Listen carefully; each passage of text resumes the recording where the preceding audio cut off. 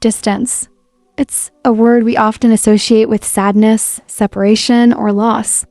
In many cultures, especially those where family bonds run deep and tight, the idea of choosing to live apart from family can feel like abandonment or rebellion. But there's another side to distance, one less spoken about, yet deeply transformative. Sometimes you have to step away from the people you love most, not because you love them less, but because you're learning to love yourself more. Being away from family is not merely a physical act. It's an emotional and spiritual journey. It's not just about leaving home, it's about turning inward, about facing the mirror without the comforting voices that have always told you who you are. It's a pause, a deliberate stillness that gives you the space to ask the question that often gets buried under responsibilities, traditions, and inherited expectations. What do I need? What am I living for? The comfort of family and its quiet weight. Family, for many of us, is our first sense of safety. It's where we learn love, identity, belonging. From childhood, our decisions are shaped by what our parents want, what our siblings think, what our culture expects. These bonds are powerful and beautiful. But they can also become limiting, especially when we begin to outgrow the roles we were given. You are the responsible one. You are the quiet one. You are the helper. You are the dreamer. You are the one who stays. These identities, while sometimes helpful, can act like invisible walls. We play our part for years, sometimes decades, never realizing how much we've contorted ourselves just to keep the family dynamic stable. We say yes when we mean no. We hide ambitions. We mute our opinions. We settle for comfort because change feels like betrayal. But life, by its nature, calls us to evolve. And sometimes evolution requires distance. Not because you're rejecting your family, but because you're learning to hear your own voice, apart from theirs, when love turns into obligation. One of the quiet truths about family is that love, if not handled consciously, can slowly morph into duty. We love our parents, our siblings, our extended relatives, and so we show up. We answer the phone. We attend the events. We participate in the traditions. At first, this feels natural. It's part of being connected. But over time, the lines can blur. We start doing things not out of genuine desire, but out of obligation. We don't want to disappoint. We don't want to be seen as selfish. We don't want to be the one who breaks the chain. And so we stay, we shrink, we compromise. We push aside the whisper inside that says, "What about me?" Distance, in this context, becomes not a form of escape, but a form of honesty. It is the brave act of saying, "I love you, but I need to discover who I am when I'm not constantly managing how you see me." The inherited blueprint. Every family passes down more than just traditions and recipes. They pass down blueprints, ways of thinking, behaving, surviving. These blueprints are often subconscious, built from generations of experience, trauma, and adaptation. Maybe your parents taught you that stability is everything because they grew up with none. Maybe your siblings all pursued safe careers because risk was never an option. Maybe expressing emotions was seen as weakness because vulnerability once led to harm. These inherited lessons shape us before we even realize it.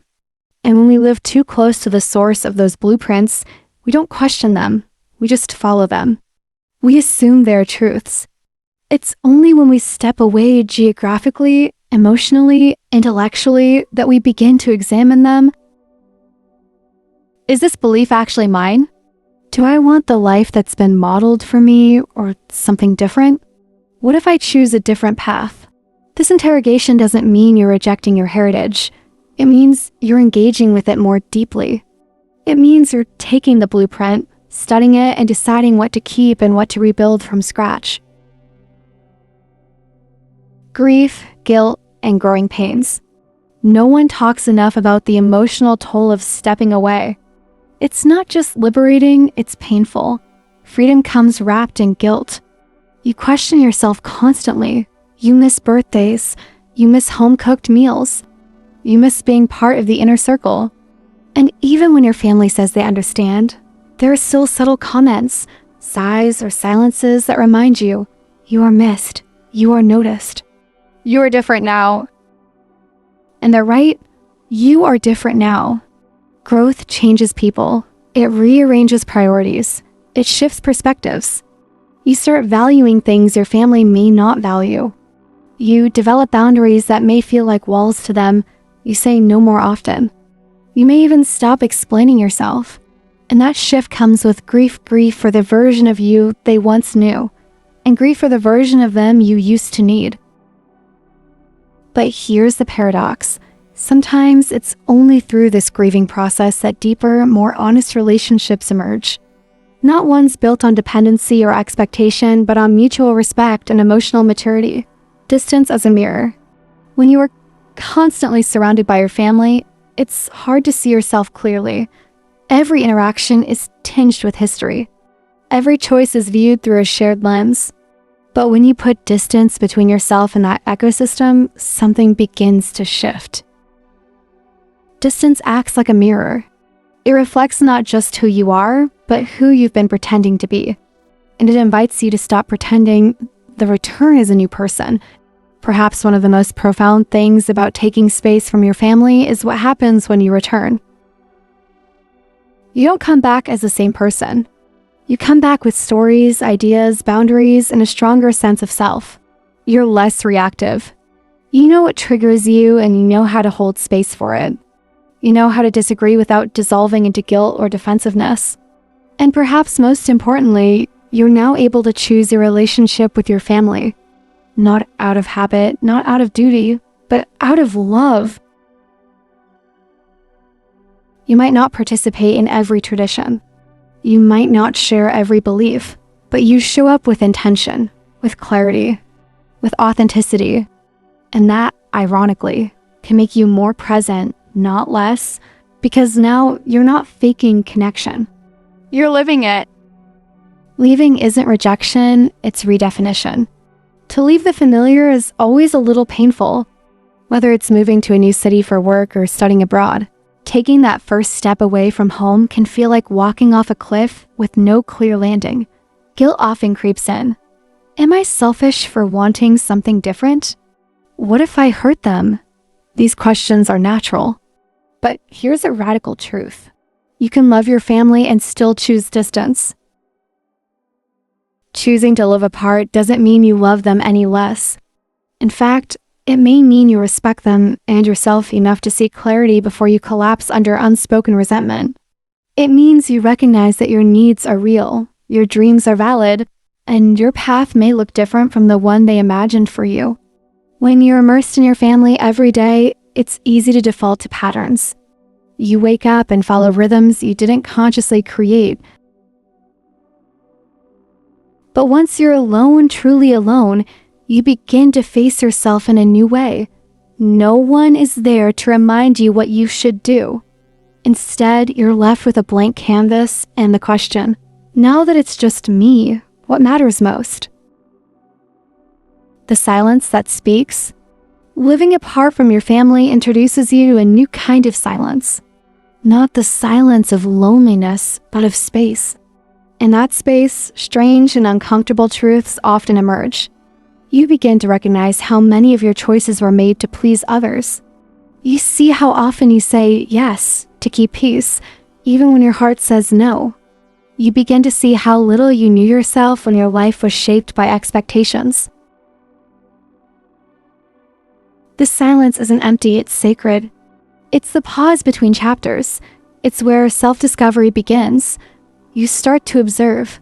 What routines feel nourishing when no one is watching? What dreams rise to the surface now that you don't have to explain them? Which people you genuinely miss and which relationships feel lighter in their absence? In that silence, your authentic self begins to whisper, then speak, then finally shout. The version of you that's been buried under years of being a good son, daughter, doing what's right, or following the family path, finally has space to breathe. The freedom to ask the hard questions. There are questions you might never ask when surrounded by familiar voices. Not because you're afraid, but because comfort makes it easy to delay. Questions like, am I living the life I actually want, or the one that was handed to me? What does success mean to me, not just to my parents? If I could start over, what would I change? Do I even like who I am when I'm home? These are not easy questions. They demand honesty, and honesty can hurt, but it also heals.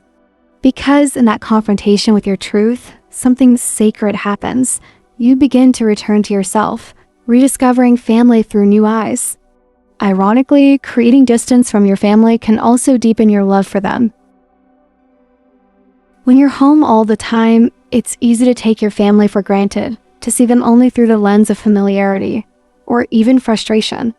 But when you're far away, when birthdays are missed, when dinners are replaced by phone calls and holidays feel quieter, you begin to notice what you miss. Not out of obligation, but from a genuine place of remembrance. You remember your mother's laughter, not just her nagging. Your father's quiet sacrifices, not just his sternness. Your siblings' quirky habits, not just the conflicts. Distance often softens the harsh edges. It helps you separate who your family truly is from the stories you've attached to them. It helps you forgive.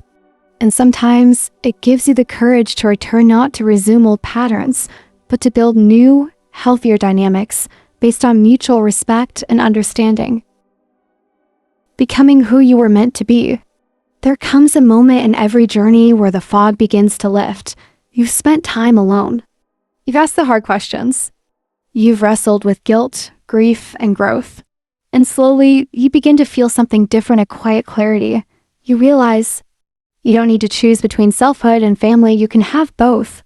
You don't need to abandon your roots, but you do need to plant your own. You don't need approval to live truthfully. You need courage. At that point, distance no longer feels like loss. It feels like alignment. You are no longer running away from anything. You are running toward something. Toward purpose, toward peace, toward wholeness. Returning not as a child, but as an adult. When and if you return to your family, you do so differently. Not as the same person who left, unsure and seeking, but as someone who has met themselves in the wild. You return not to seek validation, but to offer love. You no longer fear being misunderstood because you understand yourself. This is one of the most beautiful outcomes of healthy distance. You become capable of loving your family better. Not because they changed, but because you did. You're no longer acting out of duty, fear, or guilt, but from choice. And in that choice lies real freedom. Conclusion: the courage to step away, the wisdom to return. To step away from your family can feel like tearing yourself away from the very roots that once gave you life. It is one of the most soul-wrenching decisions a person can make, not because of hatred, but because of love. A love so deep, so intertwined with identity, that even the thought of distance feels like betrayal. But sometimes, stepping away is not an act of rebellion. It's an act of remembering who you are beneath the layers of expectations, traditions, and silent rules that have shaped you. It takes immense courage to walk into the unknown, to stand at the edge of your inherited path and say, maybe this isn't mine. Not because what came before was wrong, but because you sense there might be something more authentic, more aligned with who you're becoming. In that act of stepping away, you're not just leaving a place or a people, you're entering a sacred space of questioning. A space where no one else's voice can speak louder than your own.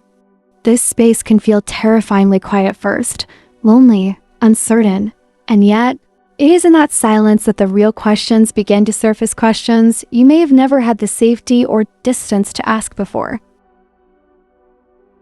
Who am I when no one is watching? What dreams are truly mine, not inherited? If I could choose again, without guilt, what kind of life would I build? And maybe for the first time, you begin to hear the answers, not as whispers from others, but as truths rising from within.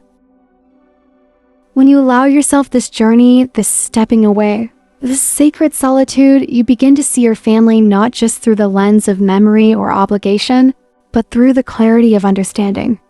You see their struggles, their patterns, their hopes, and their wounds. And suddenly, your love for them is no longer rooted in habit or guilt. It becomes conscious, chosen, deliberate. You no longer love because you should. You love because you see. And in that seeing, you forgive, you release, you soften. Not for their sake, but for your own peace. Because in the end, love is not defined by physical closeness or how often we show up. Love is defined by truth. And sometimes we have to go far, far from the familiar, far from the roles we've always played in order to finally come home to ourselves. And when you do return, not necessarily in geography, but in heart, you return not as a child trying to fit into an old mold, but as an adult who has found her shape. You return with boundaries that protect your peace, with a voice that no longer trembles, and with a heart that knows how to love from freedom, not fear. So don't fear the distance. Don't fear the silence. Sometimes the most loving thing you can do for yourself and your family is to walk away long enough to hear your own truth. Because it is only when you've met yourself fully that you can return, not out of obligation, but out of deep, unwavering wisdom. Don't forget to like, share, and subscribe.